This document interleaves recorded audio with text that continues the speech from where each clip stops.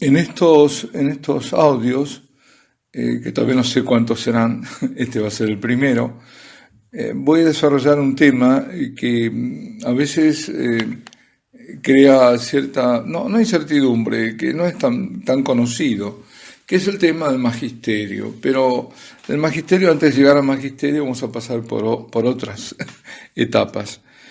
Es muy importante esto porque se está extendiendo en muchos el tema que, bueno, si no está en la Sagrada Escritura, entonces, ¿dónde está? Y parecería que el punto de referencia sea la sola Escritura, y eso no es católico. Eso es protestante, es de Lutero. La sola Escritura, que por otra parte, en ningún lado de la Sagrada Escritura dice que es la única fuente de revelación sea la sola Escritura. Bueno, Dios se revela en Jesucristo, el Padre en el Hijo. Jesús dijo, el que me ha visto a mí, ha visto al Padre. Esto es muy importante, siempre tenerlo presente. Cuando a veces dudamos dónde está Dios, cómo es Dios, miremos al crucificado y ahí vamos a entender cómo es Dios y dónde está el amor de Dios. Dios quiere que todos los hombres se salven y que lleguen al pleno conocimiento de la verdad, nos dice San Pablo en la primera carta a Timoteo, en el segundo capítulo, versículo 4, para más datos, la primera carta. Cristo debe ser anunciado a todos los pueblos. El anuncio de Cristo es el anuncio de la verdad, porque Él es la verdad. El anuncio de Cristo es un anuncio de salvación, porque Él es el Salvador, el único Salvador. Y la única verdad es que Él es el único Salvador, que no hay salvadores alternativos.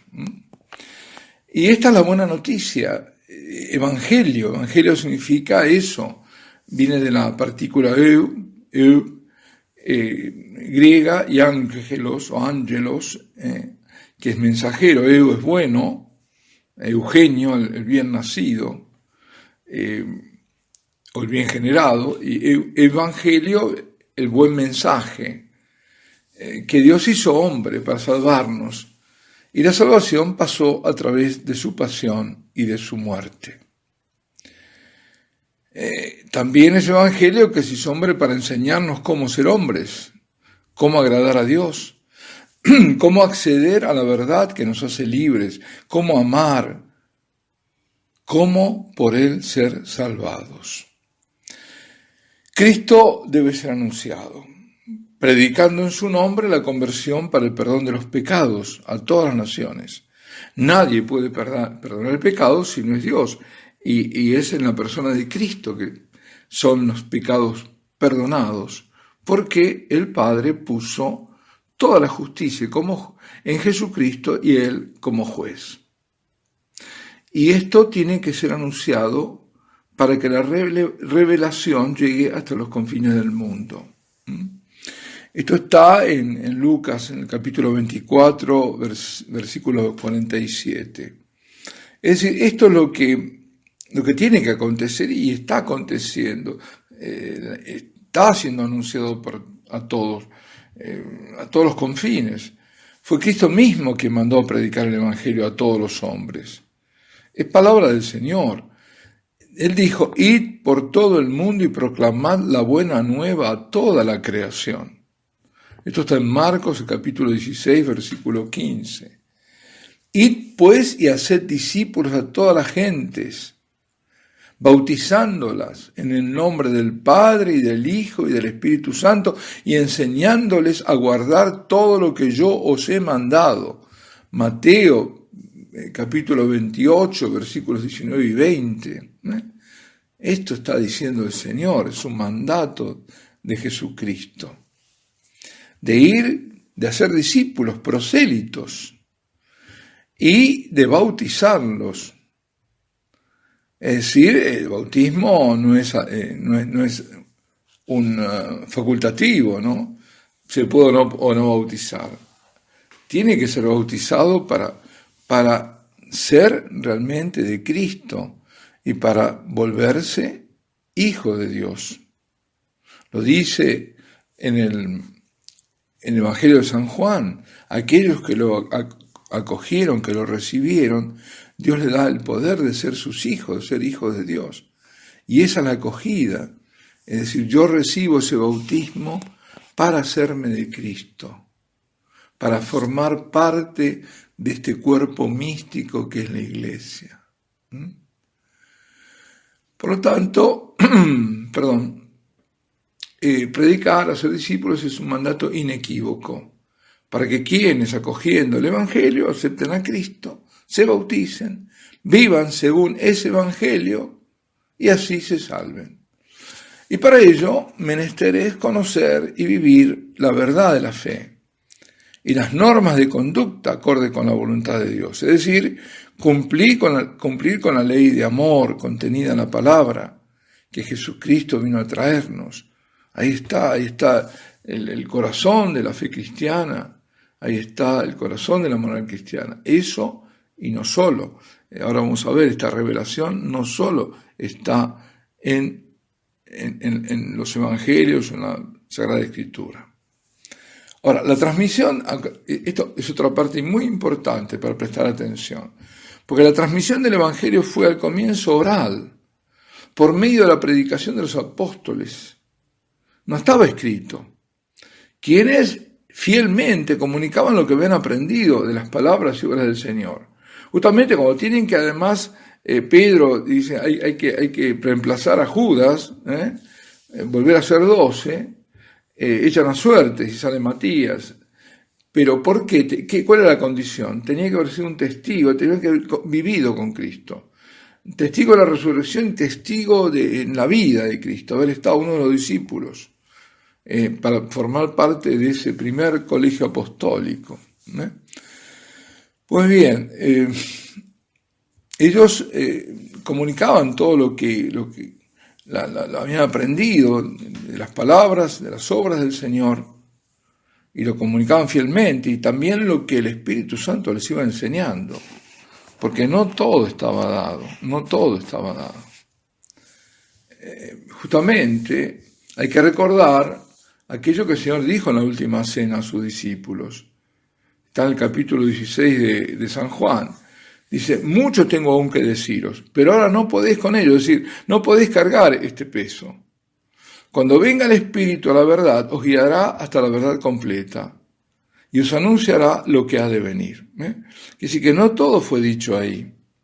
Vino el Espíritu y luego los iluminó sobre muchas cuestiones. Y de esto que el Espíritu Santo iría guiando a los apóstoles, tenemos ejemplo en lo que le pasó a Pedro. Esto nos viene relatado en los Hechos de los Apóstoles, en el capítulo 10.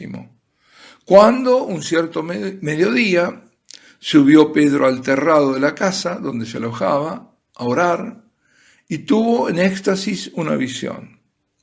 Vio que el cielo se abría y descendía un gran lienzo, como una sábana grande, con toda suerte de animales, como que estuviera colgada, ¿no? Y oyó una voz que le mandaba matar y comer. Y Pedro se niega, dice, yo soy judío observante, yo cumplo con los preceptos, Dios mío, yo no quiero comer nada profano, nada que esté impuro. Y escuchó la misma voz diciéndole, lo que Dios ha purificado, no lo llames tú profano. Si come todo, esto no es, acá no hay profano. Pues bien, el Espíritu lo estaba anticipando, lo estaba preparando para lo que estaba en aquellos momentos por ocurrir, justo en esos momentos.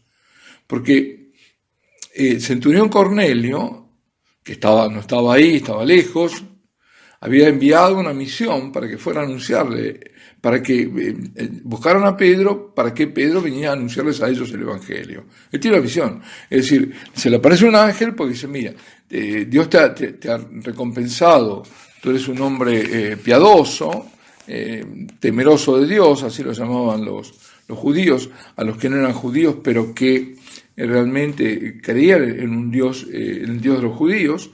Entonces lo llama, y se le aparece el ángel y le dice, mira, manda a llamar a Simón, que lo llaman Pedro, a este Simón que está en tal lugar, y dile que venga aquí a anunciarte lo que él sabe, esta buena noticia, ¿no? Y así lo hace, manda a 2 hombres, manda una misión, es el centurión.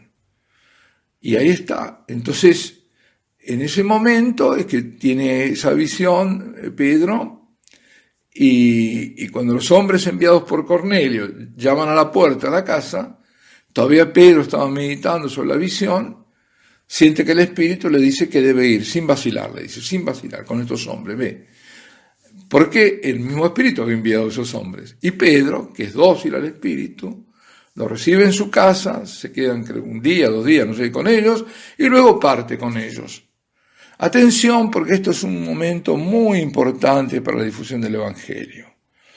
¿Por qué? Porque Pedro, por ser judío, no le era permitido entrar en contacto con los gentiles, ni ir a sus casas. Se contaminaban. El judío observante no entra en la casa de un gentil. Pues a partir de aquel momento, por revelación del Espíritu, se le está enviando a dar el anuncio de salvación también a los paganos. Se abre el anuncio, es para todos, porque Cristo vino a salvar a todos los hombres, no solo a Israel. Es el Mesías de Israel, es el Salvador de Israel, pero es el Salvador de toda la humanidad, de todos los hombres. Y del mismo modo ha de ser también el Espíritu Santo y no el Señor quien les instruya a los apóstoles sobre la necesidad la no necesidad de circuncisión para los que provenían de los gentiles y abrazaban la nueva fe. Esto es otro tema, ¿no? Ellos decían, bueno, tienen que entrar en nuestra religión, que es la verdadera, etcétera, entonces tienen que hacer todo, hay que circuncidarse, etcétera. Y bueno, hubo el primer concilio de Jerusalén, donde se determinó que no era necesario. Estaban los cristianos judaizantes que sí decían que era necesario. Cumplir con todo lo anterior, hacer todo el Shabbat, todo eso, el Shalom Shabbat, todo. ¿Cómo pasa ahora con los judíos mesiánicos, no? Pero, o algunos de ellos. Ellos no. Entonces, recapitulando, la primera transmisión de la verdad, de la fe cristiana, de la moral cristiana, fue la de los apóstoles y fue por vía oral. Y fue después, pero no tan tardíamente como algunos nos quieren hacer creer, pero sí fue después que se vio la necesidad de poner la palabra por escrito. Por eso, la tradición apostólica, de esa tradición oral, es anterior a la Escritura. Y la palabra, o sea, la revelación, digamos, está formada por la Sagrada Escritura y por la tradición. Y aquí nos detenemos, alabado sea Jesucristo, y hasta el próximo audio.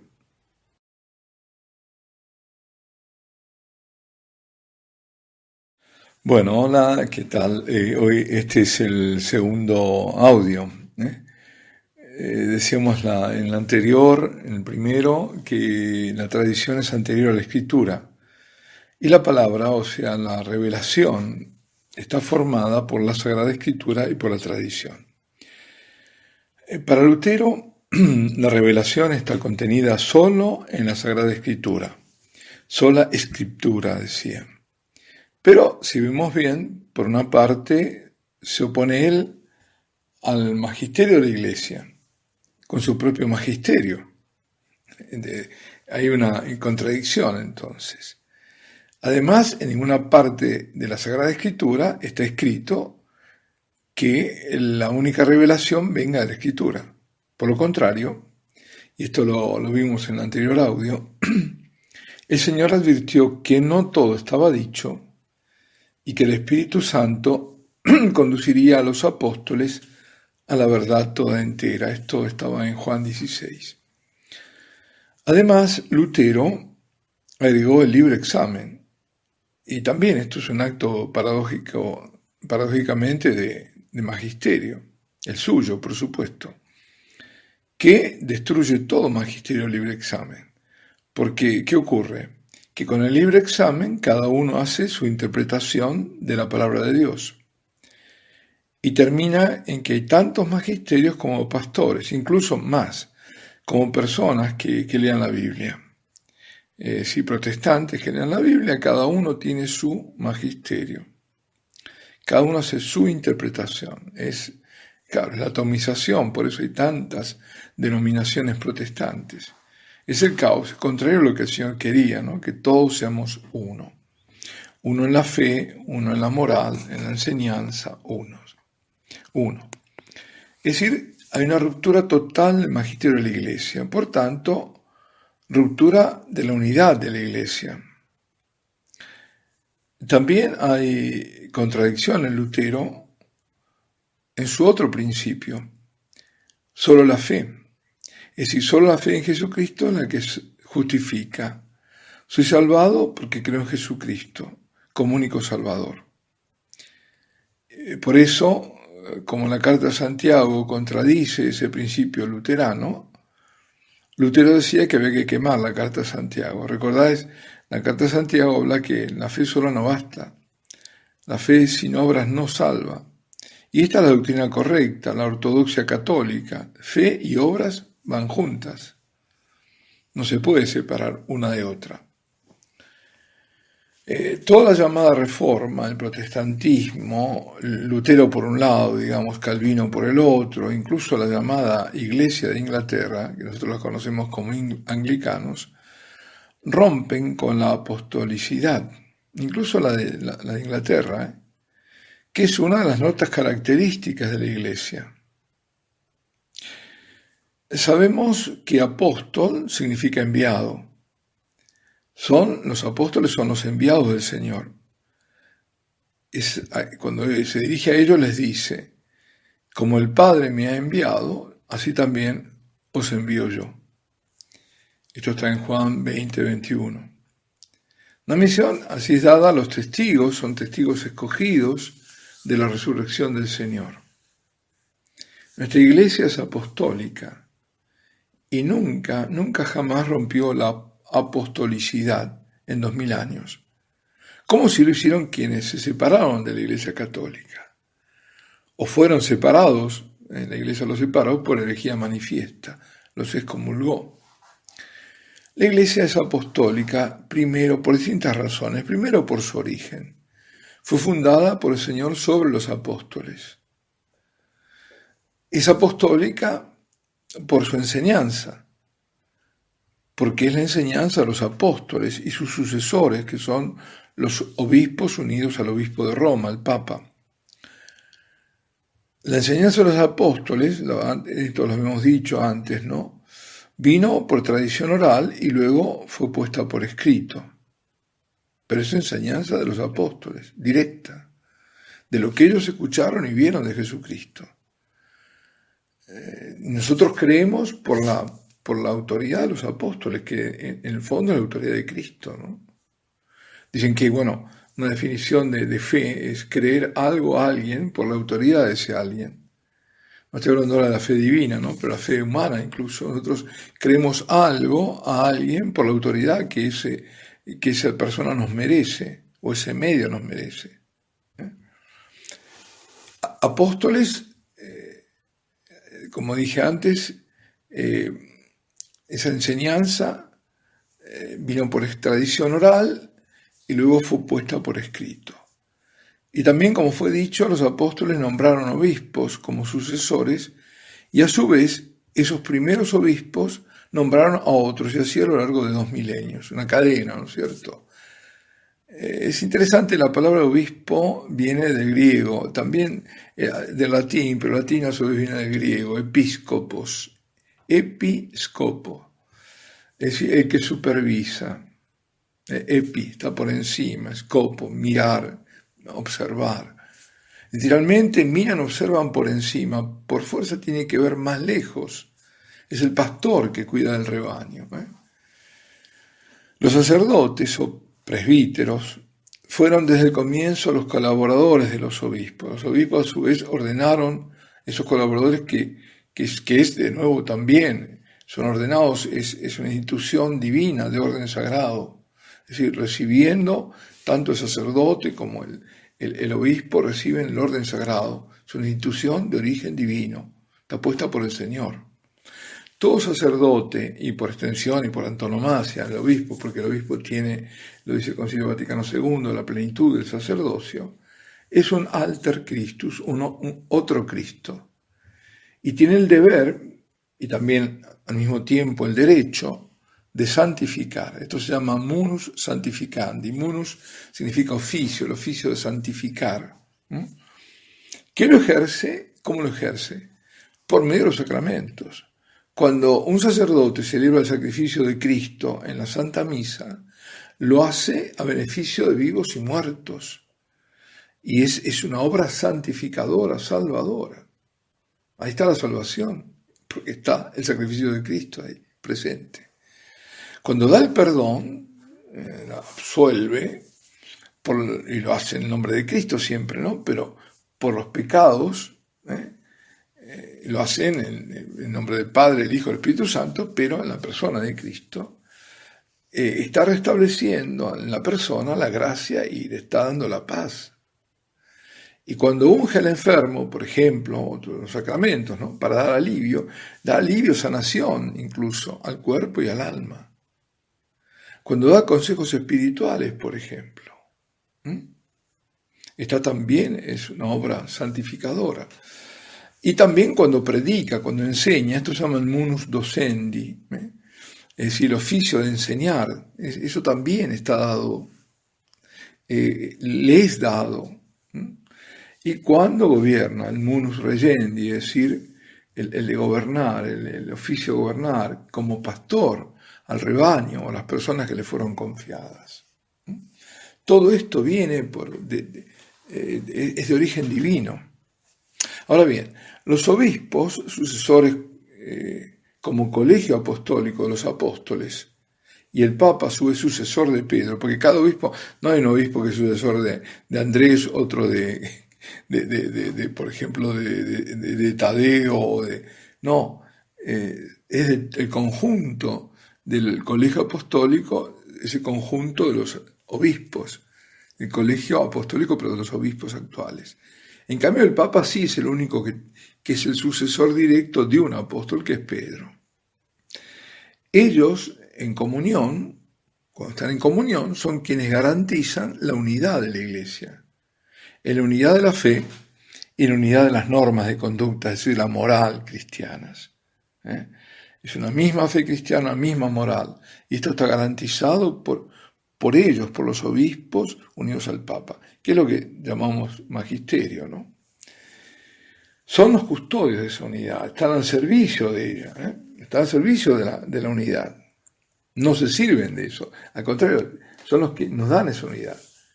Recordemos de paso las 4 notas características de la Iglesia que lo decimos en el credo, que es una, santa, católica y apostólica. Son las 4 notas características. Y bueno, ya acabamos de comentar la apostolicidad. Pero todas estas notas están íntimamente vinculadas una a otra. Es como todo, ¿no? El edificio de la Iglesia es todo un entramado íntimo que si uno quita uno solo de los elementos, de los mosaicos, por ejemplo, ¿no? Cae todo, colapsa el edificio. Todo tiene una armonía y encaja absolutamente. Por eso es muy peligroso cualquier desviación, porque va contra la unidad de la Iglesia, va contra la Iglesia, ¿no? En su unidad. Pues bien, esa unidad además no solo se da en el espacio. Por empezar, esa apostolicidad, ha hecho y hace la unidad. Y esa unidad no se da solo en el espacio, por ejemplo, ahora, todo en una iglesia única en todo el mundo, sino a través del tiempo. En todas partes se debe creer lo mismo y en todo tiempo y circunstancia. Nosotros creemos lo mismo que se creía hace 2000 años y vivir lo mismo para estar en comunión con la Iglesia de Cristo. Si se enseñara, y esto es un peligro actual, atención, estoy hablando de algo muy actual, distintas morales, si se impusiera lo que se llama la ética situacional, es decir, qué está bien o qué está mal depende de la circunstancia, del lugar, o sea que no hay una verdad moral objetiva, única, sino que es relativa al tiempo, a la circunstancia, al lugar.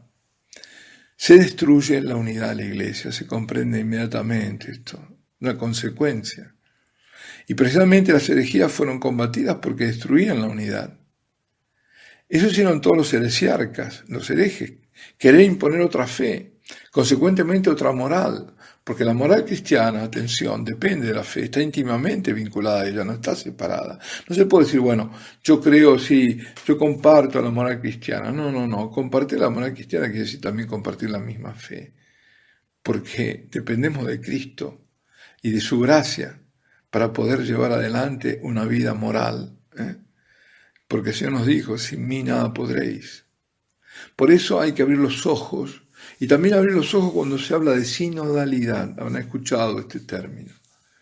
Si por ello se entiende que cada obispo en su lugar, es decir, en cada iglesia local, puede tener su interpretación particular de la doctrina o aplicar sus criterios para cuestiones que hacen a la moral, como el caso de si se puede permitir o no que acceda un pecador impenitente, contumaz, a la comunión sacramental. Este caso se ha visto ahora sobre todo con los divorciados vueltos a unirse. Si eso entonces en un lugar sí, en otro lugar no, bueno, ahí nos cargamos la unidad de la Iglesia y con ella la catolicidad, es decir, la universalidad, porque esa es la otra nota, la de ser universal, ya no sería más universal tampoco. Bueno, me he ido un poco yo estaba diciendo que la tradición es anterior a la escritura y me fui un poco, pero era necesario. Bueno, volviendo a eso de las tradiciones anterior a la escritura, para mayor dato, la primera generación de cristianos no tenía aún el Nuevo Testamento escrito. El Nuevo Testamento viene de esa tradición apostólica. Habían visto la conveniencia de fijar todo por escrito, e incluso determinar ante distintas versiones cuáles eran las de inspiración divina, cuáles eran fieles, cuáles eran esenciales a la salvación. Y es así que nacen los libros canónicos, es decir, los 4 evangelios, la historia primitiva escrita por San Lucas, conocida como Hechos de los Apóstoles. A ellos se unen las cartas de San Pablo, la carta a los Hebreos, las de San Pedro, las de San Juan, las de Santiago, las de San Judas. Todo ello, como sabemos, constituye el Nuevo Testamento. Apócrifos, habrán escuchado también hablar tantas veces, evangelios apócrifos, en cambio son los escritos llamados así, por ejemplo, estos evangelios apócrifos, que fueron desechados por no considerarse todo o en parte de inspiración divina. Hay algunos totalmente fantasiosos, pero hay otros que no. Que tienen inspiraciones muy buenas, como uno que aparece en la Inmaculada Concepción, ahí, porque no aparece en los canónicos. Bueno, aquí me detengo en este segundo, pido excusas porque me fui en el tiempo.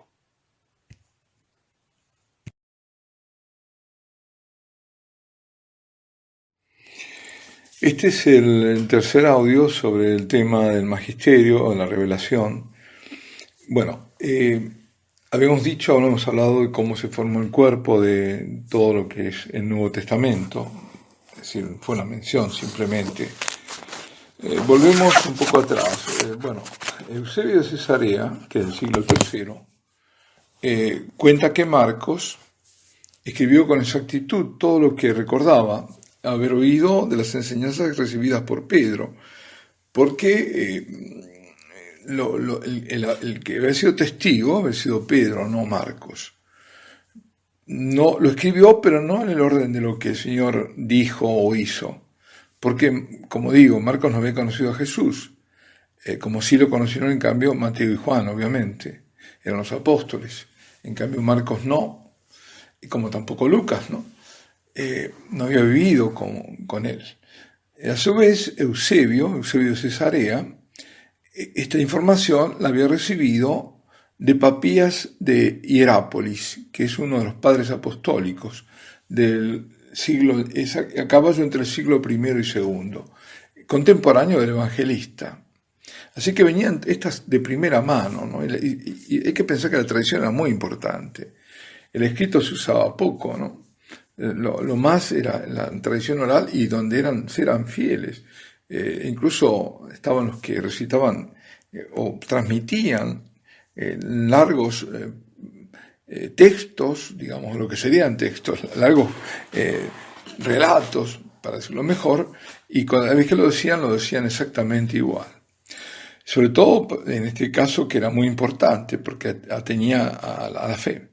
Pues bien, para que el Evangelio, es decir, las enseñanzas y la vida del Señor, se conservara vivo e íntegro en la iglesia naciente, y también para extender la evangelización, porque la iglesia estaba expandiendo rápidamente, los apóstoles se vieron en la necesidad de nombrar obispos, es decir, a sus sucesores, depositando en ellos la misión de enseñar. Habíamos visto, ¿no? El enseñar, el predicar y el gobernar, ¿no? Bueno, la misión de enseñar, lo que se decía, bueno, habíamos comentado, creo que además con el nombre de triple múnera. Entonces, en estos enseñaban, sobre todo, guiaban también al rebaño que tenían, es decir, las personas que tenían a su cargo, y santificaban, ¿no? Es decir, administraban los sacramentos. Y esto, ahora, esto constituye el magisterio, el enseñar. Estos sucesores, ahora vamos a la parte de la enseñanza, es el magisterio. Así se está originando el magisterio, primero los apóstoles y luego los sucesores. La iglesia es maestra, y ese magisterio, o sea, el oficio de interpretar auténticamente, enseñar la palabra de Dios y transmitir esa palabra oral o escrita, le fue encomendada a los obispos en comunión siempre con su sucesor de Pedro. El magisterio es siempre ejercitado en el nombre de Jesucristo y por tanto en nada contradiciéndolo. El Papa y los obispos, que están en comunión con el Papa, enseñan la verdad de la fe y de la moral. Y no es una verdad mutable, es una sola verdad. Podrá ser explicitada diferente, se buscarán diferentes formas para que en cada época se entienda por temas de lenguaje, de semántica, pero no se puede cambiar. Por otra parte, la vida moral se nutre no solo de las enseñanzas, sino también de los sacramentos de la oración. Y entre los sacramentos, primero lo sabemos, la Eucaristía, porque en el sacrificio eucarístico la vida moral, como toda la vida cristiana, encuentra su fuente y su cumbre. Es decir, todo parte de la Eucaristía y todo llega a la Eucaristía. No hay más arriba nada, ¿no? Ahora bien, habrán escuchado hablar de magisterio solemne o extraordinario y de magisterio ordinario.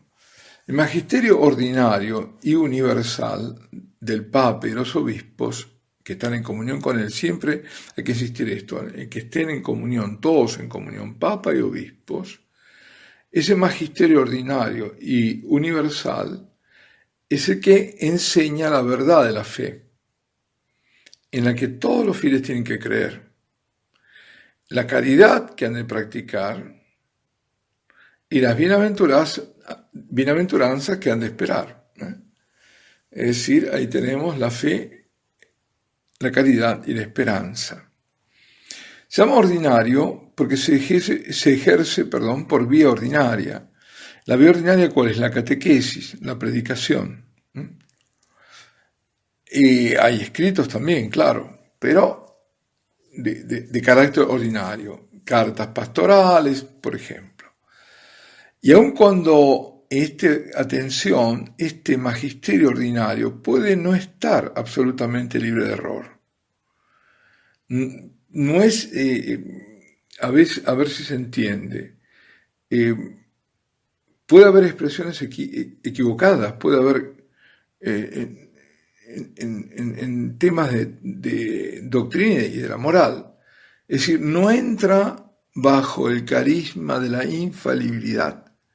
Ese carisma de la infalibilidad está otorgado al depósito de la fe, de la revelación divina. Es decir, el depósito de la fe lo hemos visto cuál es. Es la palabra escrita y es la tradición. Todo eso que constituye la revelación divina, y esa revelación divina termina con el último apóstol, con la vida del último apóstol, por eso es la revelación divina. Luego son otras revelaciones, pero no es esa la divina. Ese depósito de la fe, ahí hay un carisma de infalibilidad, eso no puede haber error.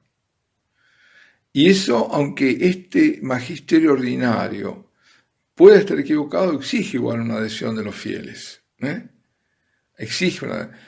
Se podrá,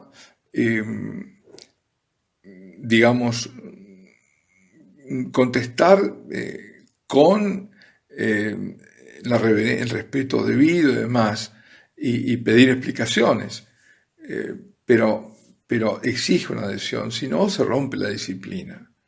Ahora, el magisterio extraordinario, solemne, ese ya es diferente. Este es el ejercido por el Papa cuando define una verdad de fe ex cátedra, es decir, desde la cátedra como doctor de la Iglesia. Él está, vamos a decirlo para hacerlo más simple, cuando proclama y define y proclama un dogma. Es muy excepcional, y este magisterio también incluso puede venir de un concilio ecuménico, pero siempre en unión con el Papa. Este magisterio extraordinario sí goza de infalibilidad. Cuando dice el Papa es infalible, no, un momento. No es infalible ni impecable. El Papa peca como todos, se equivoca como todos, pero cuando ejerce está proclamando, está definiendo una verdad de fe ex cátedra, en forma solemne, entonces sí se exige la absoluta y total obediencia, adhesión por parte de los fieles o pena de estar fuera de la comunión de la Iglesia. Esto ahí no se discute. No se puede discutir, qué sé yo, el dogma de la Asunción de María y decir que se sigue siendo católico. Automáticamente que ponga en discusión ese dogma está fuera de la comunión de la Iglesia. Es diferente cuando, qué sé yo, el Papa habla del clima y demás. Bueno, uno puede estar en desacuerdo, además, sobre todo si está poniendo teorías científicas. Ya sabemos lo que nos pasó con Galileo, ¿no? Es decir, la Iglesia ahí no tiene ningún carisma de infalibilidad, ninguno, absolutamente ninguno, porque no le compete tampoco. Ahora, el magisterio nunca está por encima de la palabra, ni puede estar en contradicción con ella, es decir, no puede estar por encima, digamos, del depósito de la fe, de la revelación, no puede, y no puede contradecirla. El magisterio es el custodio del depósito de la fe, y está a su servicio. El depósito de la fe, insisto, una vez más, lo constituyen la Sagrada Escritura y la Sagrada Tradición. Y la revelación nos viene de esa tradición, de esa escritura, y ambas tienen una fuente común. No vienen de diferentes fuentes, todo parte de lo mismo. Y la fuente común, en el fondo, ¿quién es? Es Jesucristo, lo que dijo, lo que hizo, que fue puesto por escrito y que fue llevado por tradición. El Código de Derecho Canónico especifica en el Canon 750 que debemos adherirnos con fe, dice, divina y católica, al único depósito de la fe contenido en las Escrituras y transmitido por tradición como revelación divina, y ello bajo la guía del magisterio sagrado de la Iglesia. Ahí tenemos todo, el depósito de la fe, y tenemos también la guía del magisterio, que es el custodio, ese que interpreta también, pero que no puede estar en contra. La tradición, por su parte, es la transmisión viva, llevada siempre en el Espíritu Santo. Y es distinta a la Sagrada Escritura, pero está estrechamente vinculada a ella. Por ejemplo, fue por tradición que se transmitió por generaciones la liturgia.